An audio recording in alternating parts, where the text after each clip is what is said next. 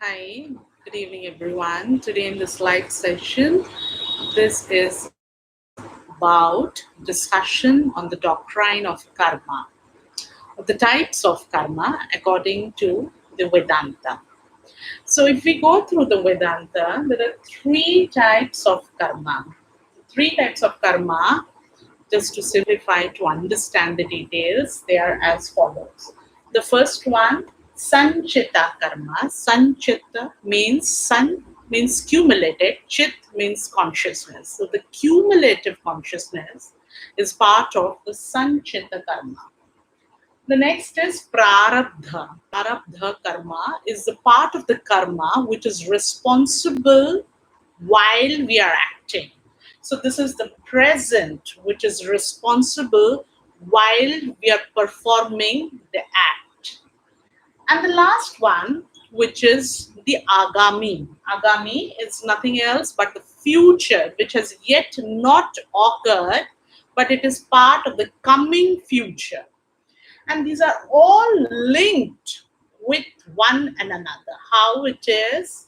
So, in very basic, simple terms, what is karma? Karma is anything which is the energy or the moving energy, which is firstly in the very basic form, exists in as thought, further exist as emotion, and then as behavior, helping me to perform a certain action. Now, as I perform that particular action, I again get back the return. The return as well is also is in the type of karma or the way I'm performing the karma. This is all based on how I'm performing, and similarly how I'm receiving back the returns. So I'm not getting into the morality of what is good karma or bad karma, but generally, if we are really interested to understand the law of attraction or the law of manifestation, we really need to understand how the dynamics of karma really playing a very, very important and significant role in our mind, body, and soul level. So the first one, which is the sanchita karma, as I said, it is the cumulative one. It is something which is associated with past and past life. So it is something which is not necessarily happening right now. It is something which has happened in the past based on the soul's action in the past, based on, in a very simple language, the soul's vibration, how I'm vibrating, that is responsible for the next result which I am receiving. I may like to say that I'm a very good human being, but I may not vibrate in the same good frequency. If that is the case, my frequency or the type or the range of karma which I have accumulated over the period of time, which is responsible for my nature of subconscious belief, which is responsible for the kind of family I have taken birth in, which is also responsible on how the planets are behaving to me. We may like to say there are different remedies or different kinds of puja. As Indian, as a follower of Sanatan Dharma, we believe the planets do affect, the cosmic energy do affect the energy of human beings. But how it is actually possible? It is possible when the energy of the soul or the energy of the being is radiated across, and different heavenly body which are moving in the similar frequency, in the similar vibration, take those frequencies, take those vibration, and as time passes, we get the same kind, same thing back in return. So the sanchita, which is accumulated the baggage, it's like a Pandora box. I really don't know what all exists there, is quite a very, very crucial part, which is also responsible for how I am choosing my present action. In reality, if we try to see the entire gamut of all these three stages, the most crucial one out of these three is the prarabdha, which is only the present. Because everything, whether it is past or the future, is all existing while in the present moment. The present is the most crucial stage, which is responsible for changing even the past or the future. But how so? If I'm able to make a peaceful equation with my present, I may not choose to get affected by those past thoughts. I have made peace with it. So now that very bothering past, now those thoughts of those bothering past not affecting, not coming to my vicinity, and my decision in the present based on my present consciousness are more clear, more in equanimity, more balanced. To handle these three more effectively, that's why the yogis do help us to suggest that we need to practice some useful tools which help the mind, because this is nothing else but the subconscious mind, to train and to get the training in a proper way. And what are the means to get the training? The means are like meditation. So when we meditate, what we are technically trying to help ourselves is to not exactly clean, but to get into a distant situation when I'm not much bothered with the thoughts which are moving here and there. Now, what is the benefit of that? The benefit of that is I, at a certain point, get connected to the next level or the higher level of consciousness, which is a super conscious state, which help me to align my energy beautifully, which help me to see the best possible things within me, within my nature, and simultaneously across other people, other being in my environment. Because ultimately, whatever I am doing in my present, I'm also pulling things in my reality based on it. My vibration is responsible for the things which are happening in my reality at present. So I may like it or I may not like it. It's absolutely fine. You may not like things in your surrounding, in your present, but I am responsible for it. So, based on these three different levels, which I am responsible, which are based on the mind and conscious decision of mind, how the mind is choosing the awareness to move. Because wherever the awareness is moving, if my awareness is moving towards certain pain in the past, towards certain guilt, towards those negative emotions, my body may equally participate in the past, which I may have tried to forget and forgive. And we again relive the same situation in life. So many times, many people have asked why we are not able to forgive certain people in life, because we keep on rewinding the same situation, irrespective of those people leaving our life, thanks to this subconscious mind, thanks to all those grudges which we are unnecessarily holding and bothering our own self, and not letting us means not accepting the situation which we are in. What is the cause of that and what is the resultant of it? The resultant of it is that I am not getting fully aligned with my present. I'm technically living in the past. I'm technically bothered to take my present decision based on my past, and I'm not living fully. I'm not living with my full energy as it is required, or as which is supremely best for me. So if I even try to understand these three different stages further, it's like the Facebook timeline. We all have sometime or other been experienced Facebook. The Facebook timeline has certain features which helps us to go back to the same thing which occurred on this certain day and share the same memory back to you.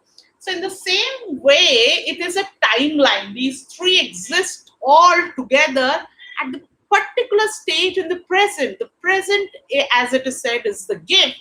Why it is a gift? Because all the three zones, the past, the present, and the future, all the three zones are existing now in this timeline. And we are tending to choose based on how the mind is trained, how the awareness is trained.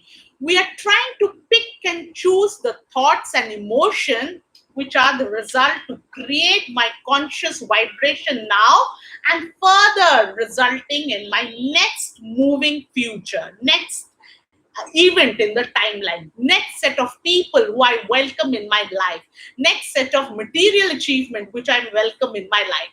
Everything, whether it is material, living, non-living, being, surrounding, everything in my life, I'm actually pulling based on my energy. Further, to simplify it, based on my beliefs. So here again, as I said, the yogis have been mentioning the kind of mental diet which is very required to clean, to help to distance and live a more detached life. The detached life is actually detachment with the thoughts and let the thoughts move. It really doesn't affect me because I'm really conscious and really aware of something more higher, which I'm more beautifully connected. It's like playing a game. This particular concept of meditation, as the yogis do mention and help us to train the mind, further, the Western philosophers have also been guiding us with the use and the benefit of affirmations. Affirmations are nothing else but the repetition, like what we do, the mantras or the japas, is repetition of certain words or the phonetic sound which help us to increase the vibration, point one, further to distance and clean the previous baggages.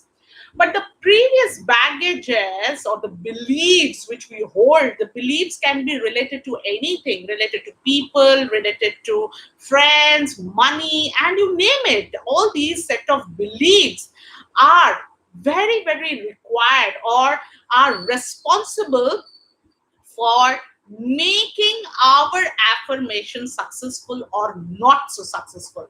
So if someone says that the affirmations are not working for them, here is the core reason. We somehow at the base, at the core, do not believe in it. You may like to repeat that you are a very rich person, you are a very rich person, but at some subconscious level, you are not impressed. Your mind, your subconscious mind is not impressed by the thought of being riches. And what is responsible for it? Here, the cause. I'm just trying to discuss the cause and effect related to it. And the cause is related to the past karma, even the ancestors' karma. And that's why I am born in a certain family, because my genetics, each and every cell of mine is carrying those stored memories which are there in their past life as well for many generations. And that's one of the reason, if we don't even see the kind of hidden emotions which we carry from many such generation across, very simple and basic example is the kind of diseases which are genetically passed on from one generation to the other generation. But there are beings who take this cycle in two different ways. The first way is to take this entire cycle in a victim's way or the victim's mind. Now, what is a victim's mind? The victim's mind says that my outside is responsible for my inside. So, whatever my outside reality, which includes the kind of good people I must meet, which include the kind of good companionship I must have, include the good money, which include a brilliant workspace, and you name it. All of that outside is responsible for my inside feeling, for my inside emotions, for my further, my inside thoughts, and further, next level, my next levels of move, the next level of action. But this is what, as I said, is the victim's mind. But slowly, once we understand the entire game, the entire cycle, and as I was mentioning, the Western philosophers have equally beautifully mentioned the role of affirmation, as Nevagado has done some beautiful work of how we can take certain affirmation before sleep and make the sleep as well a meditative practice and create a wonderful feeling. Something like I have mentioned in the description area, like, isn't it wonderful?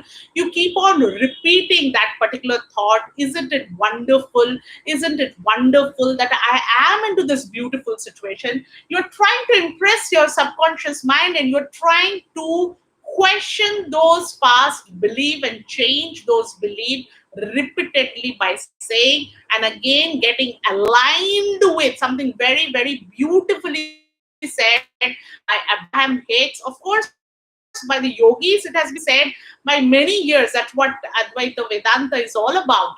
But even the Western philosophers, if we try to compare the analogy, some wonderful work done by Abraham Hicks, she beautifully says that we need to align with the source, the creator, until and unless we are connected with the superconscious state. It gets very tough to really change and mold and even question. So once we are into that stage, life gets more easy. As Abraham Hicks says, this is a game of alignment. It's a game of really playing consciously how the awareness is moving and choosing every thought one after another, picking every thought like you are picking an a la carte menu. You are pick and choosy about the thoughts which are entering in your mind. So the next kind of set of mind, which all the wonderful philosopher, Western and even the yogic philosophy have been mentioning for years, that is the creator's mind. And what is the creator's mind? The creator's mind is nothing else but my inside is actually responsible for the outside. The moment I really understand the entire pattern, because this particular sanchita karma or the subconscious state of mind or the past, which is revolving, which is creating all the gamut of things responsible to the next level and further to the next stage, is actually all happening inside us. So, how beautiful is the inside? How beautiful I am able to manage my mind, my inner source of consciousness, and further, how beautifully I am connected to my source, my essence, my beingness. That really creates my outside. That really creates the outer essence of the world wherever I am. So here I would like to mention, as Adi Shankaracharya also mentioned about in his Doctrine, in his books, that the Jagat, the universe, the world is mithya. Why it is mithya? It is not an illusion. Of course, it is an illusion, but it is not a direct illusion. Yet it is an illusion because all of these things exist in our reality till we are continuing with the past belief, with the past set of consciousness, with the past energy, and we are dragging those energy and living in that way. The outside immediately change when we are adhering ourselves to the Brahman, to the Brahma, which is the ultimate Satya, the Brahman, which is nothing else but my own beingness, but my own truth, but who actually I am. Something which has not changed within me when I was even a little girl. I mean, my body might have changed, which is the outer layer. My intellect might have also changed because I got educated over the period of time. My ability to take decision also got changed because I got different experience working in different environment, working with different sort of people. So all of that got evolved and changed. But something within me really didn't change over all these period of time. And that which I'm witnessing, that which I am able to observe, and with the help of meditation, when we do the practice of observing, who is observer, we really actually see the creator's mind. We actually achieve the beautiful state to break the pattern. Once we take the responsibility to break the pattern, we actually understood the game. At the moment we are able to understood the game, we are shifting from the Newtonian physics, which is very linear, to the jump and making a timeline jump in our life and being part of a quantum physics. And we create the reality based on what we want. So the entire doctrine, the concept of desire, there is nothing wrong with it. We keep on coming to the next life, again to the next life, till we have the desire, till we have the energy or the excitement to really experience some more. But all of that is more distilled clear when we really understand this entire pattern and take hold of it, take hold and be responsible for our life, for our creation, for our environment, and the system which we are in. So we are no more blaming the other person. We are no more being a victim, as I just now mentioned. And this entire doctrine of karmas, the type of karmas, really help us to manifest, if that is the goal, to manifest a beautiful life. Because ultimately, this all, as the yogis do practice, the search is for higher reality. The search for the yogi is not just for manifesting or fulfilling certain desire, but the desire is to know the self to the fullest form, to the fullest reality in the beautiful, most possible way. So this was just an humble effort to share all the possible connection as in the Western and the Eastern philosophy as it exists. Thank you so much, and next time we discuss something else further to this discussion. Have a wonderful time. Take care.